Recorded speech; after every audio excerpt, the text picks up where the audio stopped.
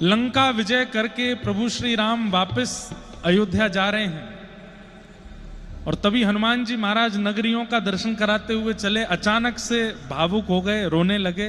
तो श्री जानकी जी ने पूछा कि हनुमंत लाल आप रो क्यों रहे हैं? बोले मैया ये मेरी जन्मभूमि है, जो नीचे अभी हम जिसके ऊपर से गुजर रहे हैं, मेरी मैया अंजनी मैया बैठी है, वर्षों से मैं मैया से मिला नहीं हूं, इसलिए भाव में भावुक हो गया हूं। तो श्री जानकी जी ने राघव जी को इशारा किया, बोले यहीं विमान उतारो, हनुमान जी की जन्मस्थली का दर्शन भी करेंगे और अंजनी मैया से इनको मिलवा देंगे, हम भी अंजनी मैया के हाथ का कुछ प्रसाद पाके फिर चलेंगे आगे। राम जी ने तुरंत विमान नीचे उतारा। हनुमान जी तो नाचने लगे, आप मेरी जन्मस्थली जाएंगे? तो हमने दर्शन किया, नासिक से त्र्यंबक जब जाते हैं, त्र्यंबकेश्वर, तो मध्य में एक स्थान पड़ता है, कई जगह ऐसी भावना कि वो भी हनुमान जी की जन्मस्थली है, और उस स्थान का दर्शन करके आपको लगेगा भी कि हनुमान जी की जन्मस्थली, क्योंकि वहां के पर्वतों की आकृति और वो स्थान का जो भाव है बिल्कुल वैसा ही है। विमान उतार करके जैसे ही प्रभु श्री राम, जानकी जी और सब विशिष्ट जन उतरे हैं विमान से, हनुमान जी महाराज तो नृत्य करते हुए राघव जी को लेकर के चल रहे हैं। ठाकुर जी यहां से बाएं है जाओ, यहां से दाएं है जाओ, बस आ गई है, पर्वत पर मैया बैठी हैं, अंजनी मैया ध्यानस्थ बैठी हैं। दूर से जैसे ही देखा, आहा, नृत्य कर रहे हैं श्री हनुमान जी। तभी देखते हैं कि ये तो हनुमंत लला हैं। अंजनी मैया तो बड़ी प्रसन्न हो गई, दौड़ने लगी, अरे मेरो लाला आ गयो, मेरो हनुमान आ गयो। लेकिन तभी देखती है ये पीछे कौन आ रहे हैं, ये श्याम वर्ण, गौर वर्ण और बिल्कुल कंचन जैसा वर्ण, ये कौन है? और थोड़ी समीपता से देखा तो क्या पाया कि प्रभु श्री राम, लक्ष्मण जी और श्री जानकी जी, उनको लेकर के हनुमान जी नृत्य करते हुए आ रहे हैं। अंजनी मैया तो अपने भाग्य मनाने लगी, धन्य है, जो इच्छा रखी थी कि इस बानर वंश में ऐसा बालक हो कि बानरों को देख करके लोग हाथ जोड़ने लग जाया करें, वो आज सफल हुआ। ऐसी संतान दुनिया के हर मां को मिले जो राम जी को लेकर के घर आ रहे हैं, ऐसे नृत्य करते हुए आ रहे हैं। अंजनी मैया ने खूब प्रेम से स्वागत किया, जानकी जी ने जाकर के हृदय से लगाया, राघव जी ने जाकर के प्रणाम किया, अंजनी मैया ने सबको प्रणाम किया। और हनुमान जी की स्थिति, बोले जैसे कोई 2 वर्ष का बालक, 3 वर्ष का बालक सुबह अपने पिता के साथ कहीं चला गया हो और व्याकुल हो गया हो मां से मिलने के लिए, और शाम को घर पे आते ही मां की गोद में चढ़ जाए, मां के केश पकड़ लेवे और मां के साथ खेलने लग जावे, बार बार उनको आलिंगन करने लगे। इतने बड़े हनुमान जी महाराज मैया की गोद में जाकर के बैठ गए और मैया से ऐसा स्नेह, ऐसा प्रेम करने लगे जैसे कोई 2-3 वर्ष का बालक करता हो। ये देख करके जानकी जी के नेत्र सजल हो गए। हनुमान जी कितने बड़े हैं, कितने ज्ञानी हैं, कितने गुणवान हैं, लेकिन मैया के सामने छोटे बालकवत स्नेह कर रहे हैं। थोड़ी देर बाद अंजनी मैया ने कही, हनुमान जी, राम जी बैठे हैं, अब चलो ऐसे बालवत मत करो, ये राघव जी बैठे, उनको प्रणाम करो, चरण धोए। खूब सुंदर सामग्री अंजनी मैया ने पवाई, राघव जी ने प्रेम से पाई। पूरी लीला हनुमान जी सुना रहे हैं, मैया हमने ऐसे किया, वहां से फिर हम लोग पंपा सरोवर गए और उससे आगे फिर हम गए, और मैया मैं गया वहां से सीता जी की सुध लेकर के आया, राम जी की कृपा से सब हुआ। उसके बाद फिर हमने राघव जी को लेकर के गए, इतना विशाल समुद्र, हमने सेतु बनाया, सेतु बना करके लंका गए। ये सब बातें सुनकर के अंजनी मैया के मुखमंडल पर प्रसन्नता नहीं थी।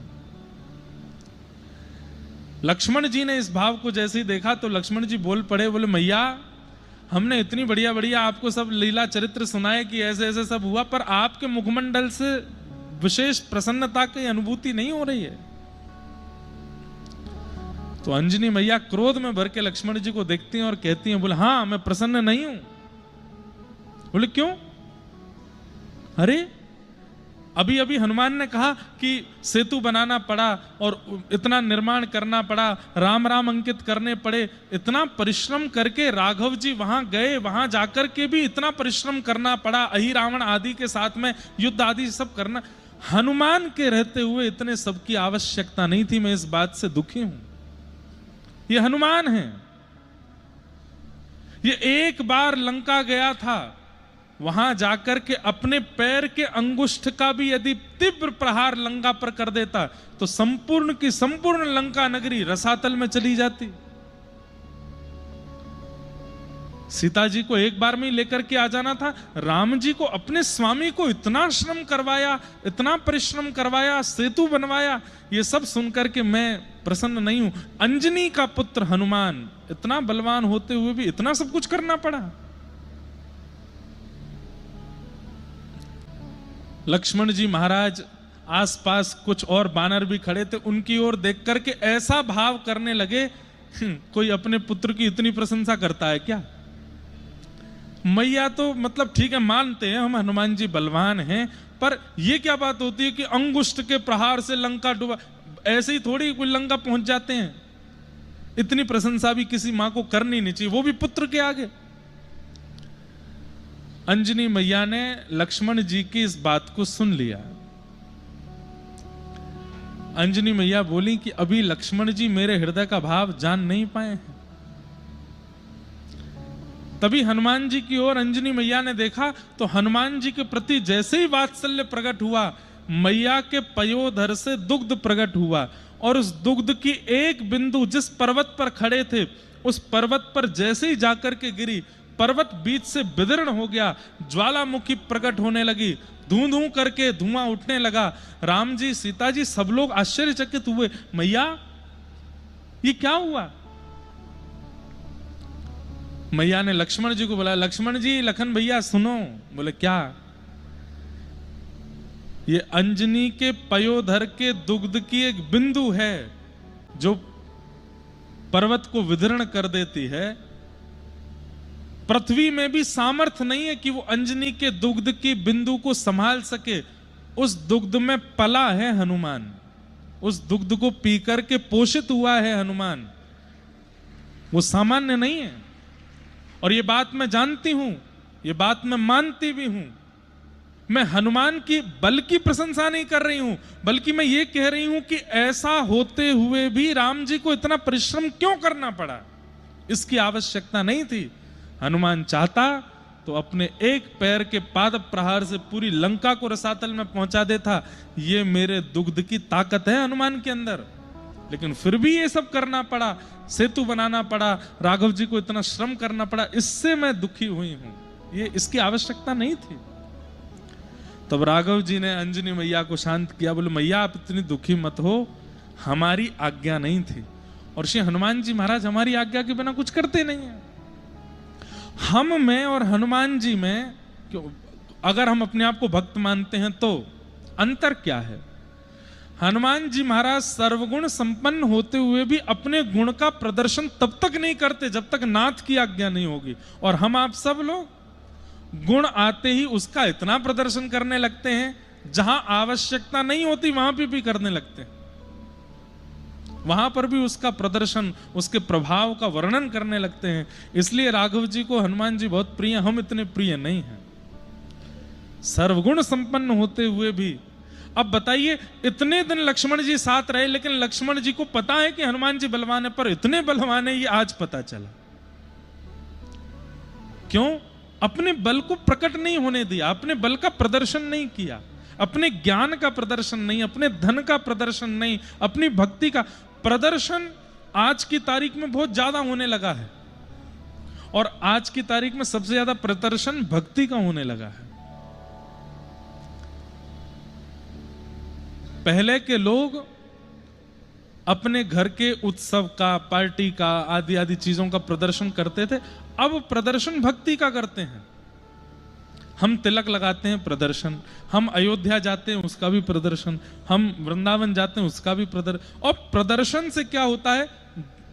दर्शन में, साक्षात दर्शन में बाधा आ जाती है। भक्ति का प्रदर्शन नहीं, अपने भाव का प्रदर्शन नहीं। कई लोग मिलते हैं, महाराज जी बैठे, महाराज जी को भी मिलते होंगे, मिल करके सबसे पहले अपने गुण बताएंगे। महाराज जी हम सुबह 4 बजे उठ जाते हैं, रोज 4 बजे उठ करके 3 घंटा ठाकुर जी की पूजा करते हैं, चाहे आंधी आ जाए, तूफान आ जाए, ये हो जाए, वो हो जाए, पास के शंकर जी पर जल चढ़ाने जाते हैं। ये जैसे ही आप अपने गुण का प्रदर्शन करते हो ना, गुण उसी समय क्षीण हो जाता है। मत बताइए उसको। एक बड़ा स्वाभाविक बात है कि कोई व्यक्ति गुणवान होते हुए भी अपने गुण को छुपाता है। किसी अन्य के मार्फत पता चले कि उसमें ये गुण था तो सुनकर के कितना अच्छा लगता है, अरे वाह, उसने तो हमको पता भी नहीं चलने दिया कि वो इतना गुणवान था। नहीं तो लोग बाग अपने गुण का खुद ही प्रदर्शन कर देते हैं, खुद ही उसका प्रादुर्भाव प्राकट्य कर देते हैं। नहीं, मत करो। एक बात कहें, कहने में हो सकता है किसी को अटपटी लगे, लेकिन ये बात बिल्कुल सत्य है। इतनी भक्ति करो, इतना भाव रखो, इतना प्रेम चित्त में रखो कि आपको ना बताना पड़े आप कितनी भक्ति करते हो। किसी दिन ठाकुर जी प्रकट होकर के सबको बताओ, मैं ये इतना बड़ा भक्त है मेरा। सूरदास जी की भक्ति हो, गोस्वामी तुलसीदास जी की भक्ति हो, मीराबाई की भक्ति हो, उन्होंने नहीं गाया, ठाकुर जी ने आके बताया कि ये इतने बड़े भक्त हैं मेरे। ठाकुर जी ने आके प्रमाणित कर दिया कि इतने बड़े दास हैं मेरे, हमें ना बताना पड़े। तो ऐसे श्री हनुमान जी महाराज, सीखिए उनसे, गुप्त रहना सीखिए। आज उनके पावन प्राकट्य दिवस पर हनुमान जी से हम बस यही प्रार्थना करेंगे कि दासत्व बोध हमको हुआ नहीं है। प्रभु श्री राम के, श्री कृष्ण के दास हम कहते तो हैं खुद को, पर उनके लक्षण गुण क्या होने चाहिए ये हमें नहीं आता है। नाथ कृपा करके वह गुण हमको दीजिए जिससे हम उनके दास कहलाने लायक बने, जिससे हम उनके दास कहलावें। दासानुदासो भवतास्म भूय, हमारे पूज्य पिताजी महाराज की रचना है और बहुत पहले उन्होंने रचना की थी। मैं कभी कभी गाता हूं कथा में। आज हम हनुमान जी महाराज से बस यही प्रार्थना करें कि ये जो हम गा रहे हैं, ये गा तो रहे हैं परंतु ये लागू भी हो हमारे चित्त में। कि मुरली बजाने वाले, गिरिवर उठाने वाले, मैं दास हूँ तुम्हारा, मैं दास हूँ तुम्हारा। हे मुरली बजाने वाले, गिरिवर उठाने वाले, मैं दास हूँ तुम्हारा, मैं दास हूँ तुम्हारा। ढूंढ लिया जग सारा मैंने, दर्शना तेरा पाया।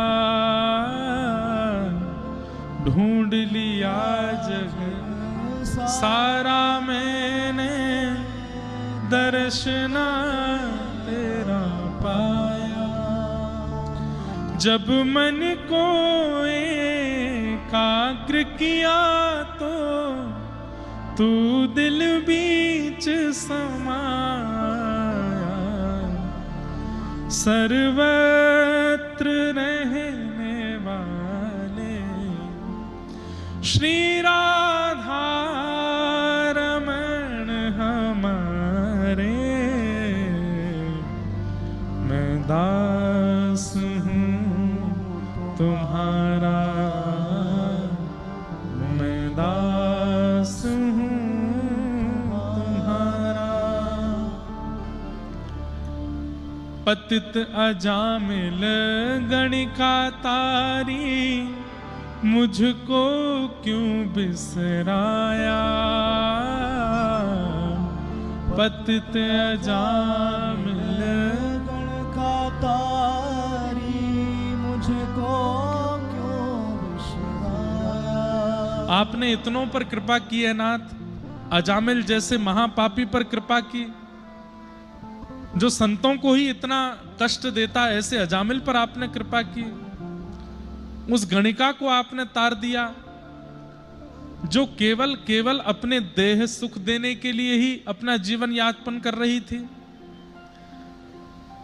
हे नाथ, मैं भी पतित हूं, मुझ पर कृपा कब करोगे? पतित अजामिल गणिका तारी, मुझको क्यों बिसराया, पतित अजामिल गण का तारी, मुझको क्यों बिसराया। कृष्ण चंद्र सुन बिनती हमारी, मैं द्वार तुम्हारे आया, हृदय में रहने वाले श्री राधा रमण हमारे, मैं दास हूँ तुम्हारा, मैं दास हूँ तुम्हारा, मैं दास हूँ तुम्हारा, मैं दास। अच्छा, एक बात और, ये दास शब्द बोलना बहुत आसान है पर बनना उतना ही कठिन है। सिर बल जाऊं उचित यस मोरा, सिर बल जाऊं उचित यस मोरा, सब ते सेवक धर्म कठोरा, सब ते सेवक धर्म कठोरा। भरत जी महाराज कहते हैं कि दास बोलना, अपने आप को सेवक बोलना, अपने आप को भक्त बोलना जितना आसान है, इसको निभाना उतना ही कठिन है। बहुत कठिन है सेवक धर्म, दासत्व बहुत कठिन है। दास का मतलब क्या होता है? दासत्व का मतलब क्या? जहां अपने आप को मार दिया जाए, अपनी इच्छा, अपना व्यवहार, अपना स्वभाव, अपना सर्वस्व केवल एक स्वामी के लिए समर्पित हो जाए, अपने लिए कुछ नहीं है, तब दास बनते हैं हम। जहां तनिक सी भी अपनी इच्छा है, वो दासत्व नहीं हो सकता। जहां पर हमारा सोना, हंसना, बैठना, उठना, गाना सब स्वामी के लिए है, तब दासत्व होता है। हनुमान जी महाराज हंसते भी राम जी के लिए हैं, हनुमान जी महाराज सोते भी राम जी की आज्ञा से हैं, हनुमान जी महाराज चलते भी राघव जी की आज्ञा से, हनुमान जी महाराज पाते भी, अपनी कोई इच्छा नहीं है। और ऐसा होना इस कलिकाल में बहुत मुश्किल है, पर यदि कोई हो जाए तो हनुमान जी महाराज सहायक बन जाएंगे उसको राम जी से मिलाने के। जो स्व का त्याग कर दे, अपनी स्थिति का त्याग कर दे, अपने स्वामी के लिए जीने लगे, वो दास कहलाता है, वो दास कहलाता है। ऐसे श्री हनुमान जी महाराज को हम बारंबार प्रणाम करते हैं और बस उनसे प्रार्थना करते हैं कि नाथ आप कृपा करो, हमारे अंदर दासत्व आ जाए। हम रोज, अभी ऐसा कोई भावना नहीं थी पर आज मन में सोचे हैं, आज श्री हनुमान जी महाराज पर थोड़ा प्रकाश, उनके भाव पर, रोज अयोध्या के एक भक्त के ऊपर कुछ कहेंगे। आज हनुमान जी, कल लक्ष्मण जी, परसों भरत जी, और फिर भागवत और राम कथा दोनों मिश्रित ही करनी है। यहाँ तो हमारे भागवत में भी कृष्ण जन्मोत्सव बाद में सुनाया गया, पहले राम कथा सुनाई गई। तब श्री शुकाचार्य जी परीक्षित जी से कहते हैं, जब तक राम कथा में प्रवेश नहीं करोगे, राम जी की मर्यादा जीवन में नहीं लाओगे, कृष्ण लीला समझ में नहीं आएगी। जैसे राम जी की लीला में प्रवेश करने के लिए पहले महादेव का चरित्र सुनाया जाता है, ऐसे ही कृष्ण कथा से पहले राम चरित्र सुनाया जाता है। तो और एक बात बोल दूं कि मैं वक्ता तो कृष्ण कथा का हूं, लेकिन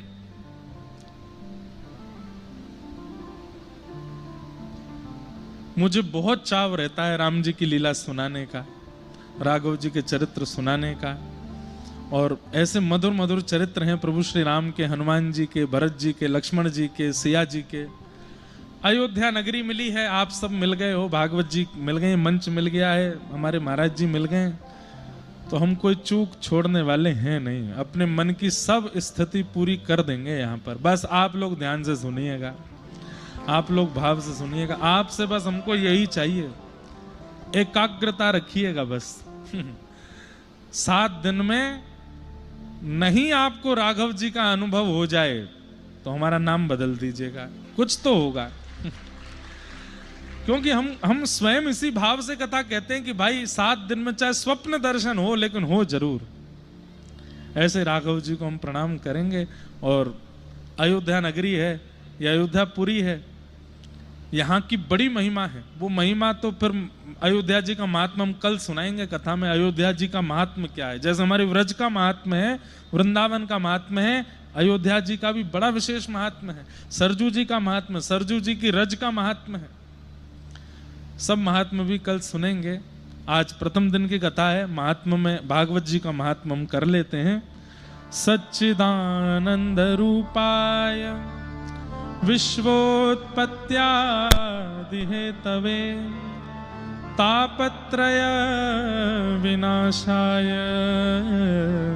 श्री कृष्णाय वयं नमः। अच्छा, एक बात और, हमारे प्रभु श्री कृष्ण की बड़ी लीलाएं हैं, अंतरंग लीलाएं कथाओं में सुनते हैं, बाल लीला सुनते हैं, निकुंज लीला सुनते हैं, श्री राधा रानी के साथ में प्रेम लीला सुनते हैं।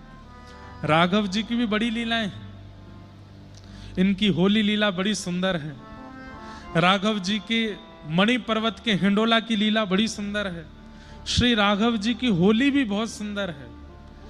श्री राघव जी का वन विहार सियाजू के साथ बहुत सुंदर सुंदर लीलाएं हैं। अवसर मिलेगा तो यहां सुनाएंगे सब बड़े विस्तार से, आनंद से।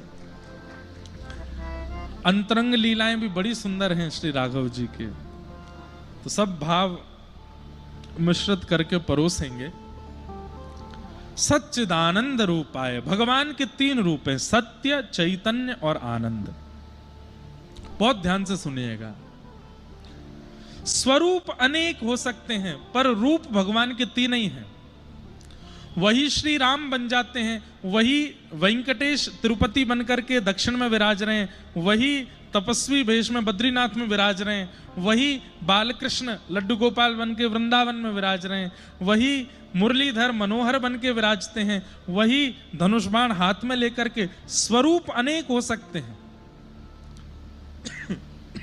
पर रूप 3 ही हैं, सत्य, चैतन्य और आनंद। ठाकुर जी का पहला स्वरूप है सत्य। वो सत्य, उनके प्रति आप असत्य की भावना नहीं रख। आप कभी भी किसी भी विषय में प्रश्न चिन्ह नहीं उठा सकते कि ये लीला भगवान ने कैसे कर दी, ये तो नहीं हो सकती थी। नहीं, आचार्यों की सन्निधि में, शास्त्रों की सन्निधि में सबका प्रमाण है कि ये लीला क्यों की है, कैसे की है, इसके पीछे कारण क्या है। और एक बात सुनिए, इन 7 दिनों में कोई संशय अगर आपके चित्त में आवे, कोई प्रश्न चित्त में आवे, तो आप हमसे लिख करके पूछ सकते हैं। हमको आता होगा तो हम तुरंत उत्तर देंगे, नहीं आता होगा तो अपने आचार्य गुरुओं से पूछ के देंगे, लेकिन देंगे। संशय मत रखिएगा। कोई भी लीला प्रसंग ऐसा हो जिसमें लगे कि हमें इस बारे में जानना है कि भगवान ये भाव कैसे है, या सनातन की कोई बात है, या कोई प्रश्न जो आपके चित्त में बहुत समय से चल रहा है, प्रश्न जरूर आप कर सकते हैं, पर बोल के नहीं, लिख करके कीजिएगा। भगवान सत्य हैं, ये बात आपको माननी पड़ेगी। उनकी कोई भी लीला, उनका कोई भी कारण किसी में भी असत्य नहीं है, सब सत्य है।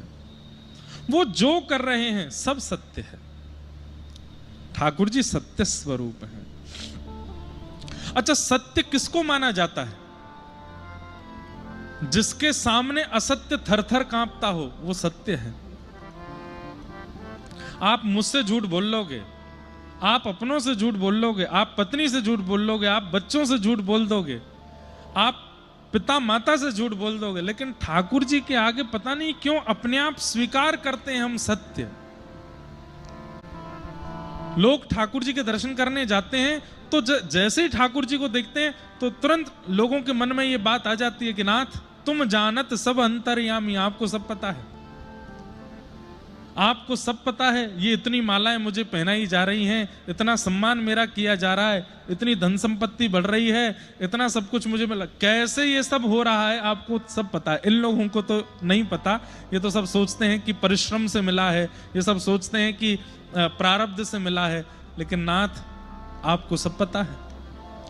मैंने कहाँ छल किया है, कहाँ कपट किया है, कहाँ द्वेष किया है, कहाँ अभिनिवेश किया, आपको सब पता है। ठाकुर जी के सामने सत्य छुप नहीं पाता, अपने आप प्रकट हो जाता है, इसलिए वो सत्य है। व्यक्ति कहीं स्वीकार नहीं करता पर ठाकुर जी के आगे कर लेता है। हमारे न्याय प्रणालिका में भी गीता जी की सौगंध तो खिलाते हैं, सौगंध खा करके कहो जो भी कहूंगा सत्य कहूंगा। हाथ रखते समय भी जो मुजरिम है वो कहता तो है कि मैं शपथ खा के कहता हूं कि जो कहूंगा, सत्य के अलावा कुछ नहीं कहूंगा, फिर भी वो असत्य बोल देता है, लेकिन मन में यही सोच रहा होता है, हे गीता जी मुझे क्षमा करना, मेरे पास बचने का और कोई चारा नहीं। आपको पता है कि सत्य क्या है, लेकिन मुझे झूठ बोलना पड़ेगा। इसका मतलब क्या है? जहां पर ये भाव चित्त में है कि इन्हें पता है कि सत्य क्या है, वही परमात्मा है, और परमात्मा सब जानते हैं। अरे कई बार वो सीसीटीवी फुटेज भी आते हैं, मंदिर में कोई चोर घुस गया चोरी करने के लिए, ठाकुर जी का मुकुट चुरा रहा है, बर्तन चुरा रहा है, तो वो भी ठाकुर जी को एक बार प्रणाम तो करता ही है। आप तो सब जानते हैं, इसके बिना काम चलना नहीं है, लेकिन करना पड़ेगा, क्या करूं, मजबूरी है। ठाकुर जी सत्य है, उनके सामने सत्य प्रकट करना नहीं पड़ता, अपने आप स्वाभाविक हो जाता है। कई लोगों को आप देखते हैं मंदिर में जाते ही भावुक हो जाते हैं, नेत्रों से आंसू, क्यों? राम जी को देख करके वो भावुक नहीं हुए, वो इसलिए भावुक हो जाते हैं कि नाथ मेरी परिस्थिति मुझे पता है कैसी कैसी हुई थी, और उस परिस्थिति में मैंने क्या क्या नहीं किया ये मैं ही जानता हूं, आपको सब पता है, आपने सब स्थिति में मेरी रक्षा की, मुझे संभाला, नाथ मुझे क्षमा करना। कई बार मैंने देखा है बड़े बड़े उद्योगपति, बड़े बड़े धनी मानी, बड़े बड़े नामी ग्रामी लोग, कोई कमी नहीं है जिनके पास, हवाई जहाज में, अपने हवाई जहाज में चलते हैं, हेलीकॉप्टर साथ में रहता है, सब कुछ है उनके पास, संपत्ति की कोई कमी नहीं, सब कुछ है। व्यापार रुक भी जाएगा तो भी इतनी संपत्ति है कि अंतिम श्वास तक कमा सकते हैं। वो भी कई बार ठाकुर जी के आगे रो जाते हैं। पहले तो ऐसा लगता था ये भाव से रो रहे हैं, पर नहीं, भाव से नहीं रो रहे हैं, वो इसलिए रो जाते हैं क्योंकि वो जानते हैं कि इन्हें सब सत्य पता है, ये सब जानते हैं। वो कई बार इसलिए रोते हैं कि नाथ बस पता है, अपने तक ही रखना, उससे बाहर आने मत देना। सत्य, ठाकुर जी का स्वरूप सत्य है।